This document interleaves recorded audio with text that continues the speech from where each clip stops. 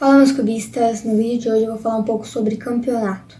Vou dividir em 3 partes. Primeiro eu vou falar como funciona na hora de você competir, algumas regras mais importantes, o que você precisa saber na hora da competição. Depois eu vou dar algumas dicas para você ter o seu melhor desempenho possível na hora de competir. E por fim eu vou falar algumas técnicas que os cubistas utilizam para tentar driblar o nervosismo e que você também pode utilizar. Beleza? Então, bora pro vídeo. Bom, a primeira coisa, o que você tem que levar na hora de competir? Apenas o seu cubo ou os seus cubos nas modalidades que você vai participar. Timer, o match, que é o tapete, todo o resto vai ser fornecido pela organização ou pelo delegado, certo? Bom, na hora que você for competir, vão te chamar e você vai entregar o seu cubo e esse cubo vai passar pelo embaralhamento. Então, ele vai ser levado, vão embaralhar com os scrambles que estão saindo naquela rodada. E aí vai voltar e vão te chamar para você competir. Nisso, vai ter um juiz do seu lado que vai estar sendo o juiz da sua solve naquele momento. E o juiz serve para esclarecer as dúvidas, caso você tenha, para tirar o pote e te avisar o 8 e o 12 segundos da inspeção, que eu já vou explicar mais aprofundado, e conferir, né, que é uma solve válida para ser considerada uma solve ok, digamos assim. Então, é isso mais ou menos o processo. Na hora de você competir, você vai fazer isso, a quantidade de solves daquela média, que eu também já vou explicar agora mais à frente. Bom, vamos lá. Sobre a inspeção. Você tem 15 segundos para olhar o cubo antes de começar, para ver o que você vai fazer. E o cubo, quando vier, ele vai vir com um pote cobrindo para você não ver. E quando você estiver preparado para começar, você vai avisar o juiz e ele vai tirar o pote.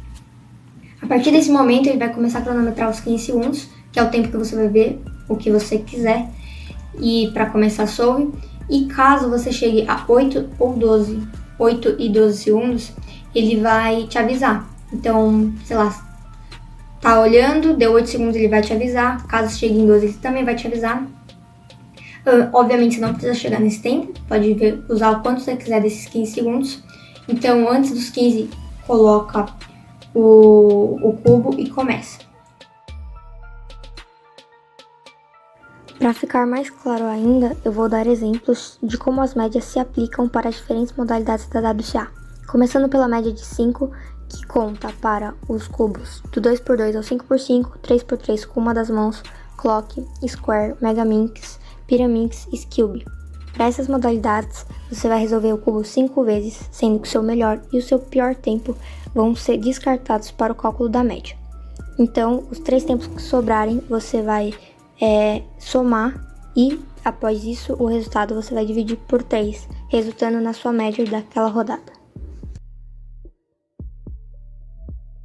Só para esclarecer, o que vale para multiblind é a pontuação, que é calculada a partir de número de acertos menos o número de erros que você conseguiu. Por exemplo, se você tentou 25 cubos e acertou 20, automaticamente você errou 5. Então 20 menos 5 é igual a 15 e essa é a sua pontuação. Caso você empate com alguém, na sua pontuação, o desempate é o tempo que você demorou. Para as modalidades 6x6, 7x7, 3x3 e menos movimentos, o que vale é a média de 3. Então, o resultado é da média que você fez nos seus 3 tempos. Bom, para as modalidades 3x3, 4x4 e 5x5 vendados, o que vale é o single. Então, mesmo se você dá DNF em uma ou 2 solves, você ainda tem chance de conseguir ir bem se acertar a outra. As 2 coisas que podem acontecer é o DNF e o +2. Ambas podem acontecer por diversos motivos, então recomendo que vocês leiam as regras da WCA para ver quais motivos são esses. Mas basicamente o DNF é quando você não finaliza a solve e o +2 é acrescentado 2 segundos no seu single.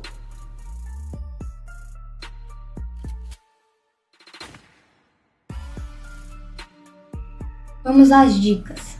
A primeira que eu tenho a dizer é deixar um cubo do lado para aquecer. Caso você tenha um cubo a mais, não custa nada levar, porque, sei lá, às vezes sua mão tá gelada, você não treinou antes daquele evento, ou você quer se sentir mais confiante para começar, então vai e tenha um cubo do seu lado para aquecer, como eu já disse.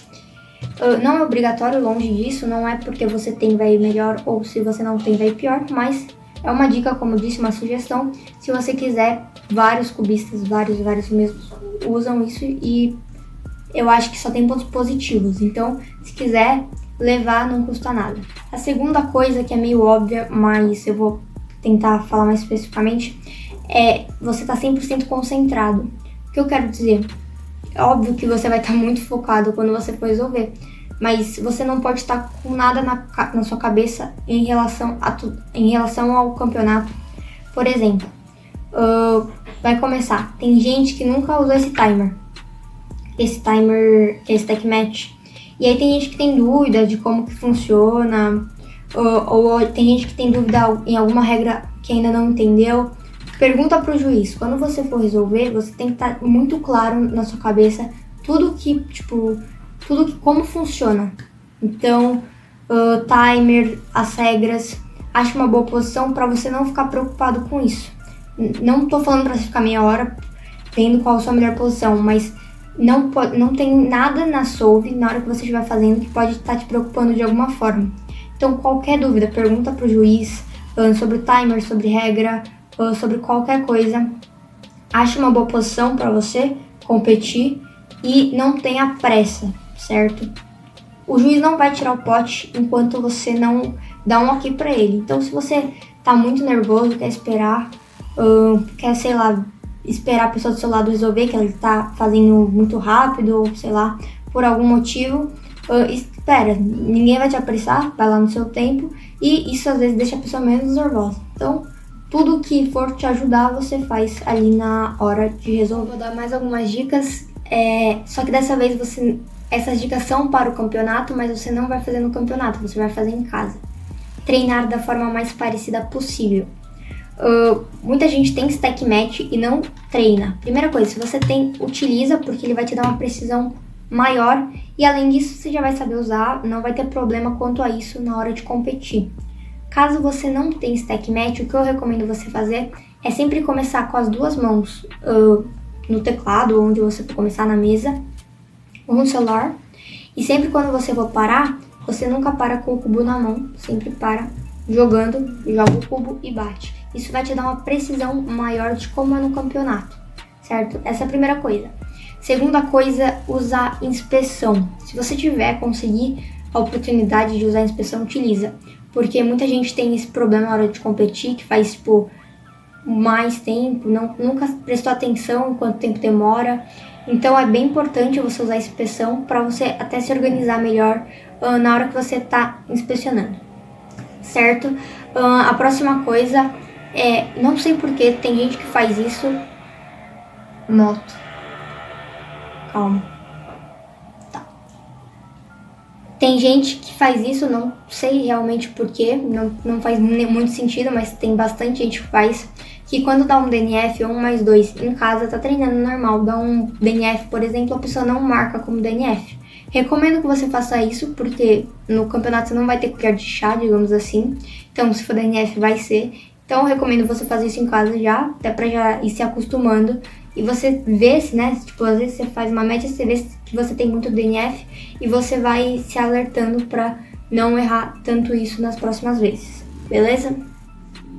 A última coisa que eu esqueci de falar, novamente, se você tiver oportunidade, treina em uma mesa e uma cadeira, que é onde você vai treinar, onde você vai fazer a solve no campeonato, vai ser uma mesa e uma cadeira, independente do tamanho, qual cadeira mas vai ser uma mesa e uma cadeira. Então, se você tiver em casa um lugar para treinar dessa forma, recomendo, porque, como eu disse, treinar da forma mais parecida possível para te dar uma precisão maior e para você não ter dúvida na hora do campeonato, que é inclusive uma coisa que eu falei anteriormente, de ter tudo muito claro na sua cabeça.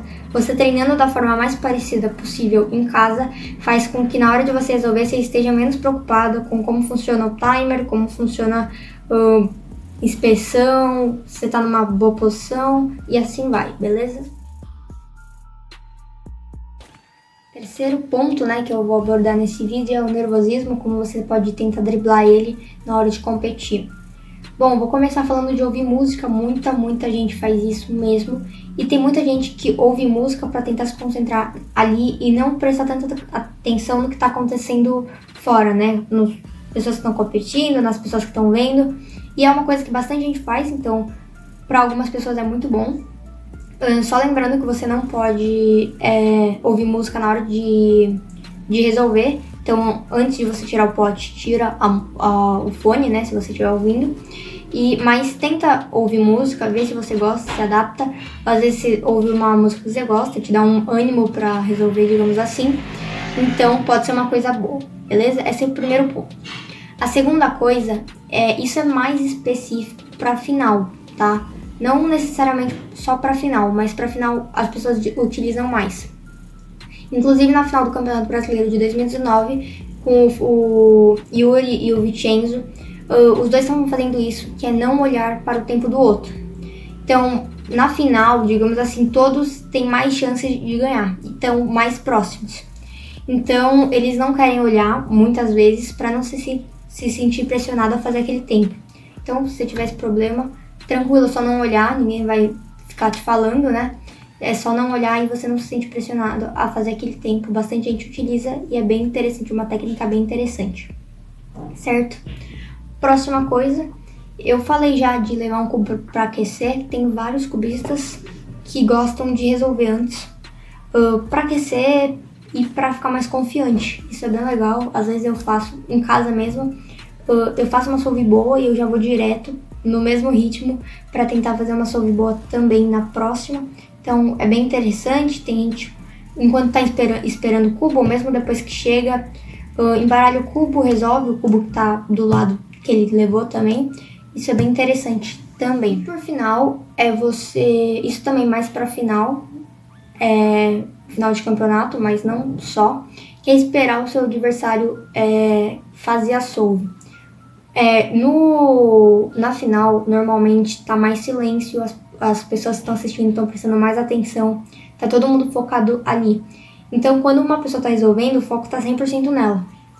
Então, se você, tem uma pessoa do seu lado e ela tá resolvendo, não necessariamente você precisa começar quando o seu cubo chegar. Como eu disse, é só esperar o tempo até a hora que você quiser começar. E às vezes é melhor esperar ele até pra você não se sentir pressionado, ou ele te atrapalhar quando ele acabar, ou ele se mexer, ou ele fazer barulho, comemorar, qualquer coisa do tipo.